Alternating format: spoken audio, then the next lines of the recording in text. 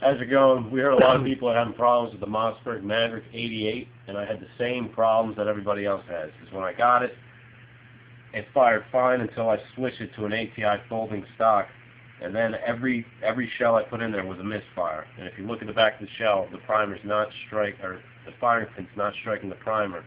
So I couldn't figure out what the problem was. So what I did was I put a shell in there, I pulled the trigger, I had a misfire, and right then and there I broke the weapon down, took the trigger assembly out, and I noticed that it's at half cock. So that's what the problem with everyone's Maverick is. They're always going to half cock. I don't know why or what. So if you were to remove your trigger, take your stock off, pop this one pin out, and you notice when you pull the trigger, that's how it fires.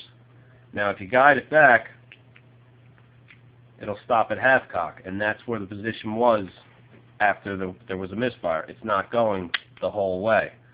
So what you could do if you really wanted to, but I don't recommend it because it's modifying your rifle and you're not allowed to do that, is if you take this pin out here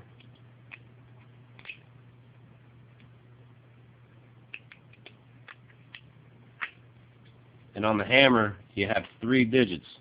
You got one to where it's fully cocked back, the second one is your half cock, and the third one is when it's all the way forward. If you were to sand this down or grind this off here, it would get rid of your half cock, and it would always strike every time. You would never have a misfire. And that's the problem with the Mossberg Maverick 88 misfiring. And I don't recommend it. I recommend you sending it in. But if you want to know, just so you know what the cause of the problem is, that's what it is. It's going to half cock. So if this was eliminated, you would never have that problem again. Thanks for watching. Take care.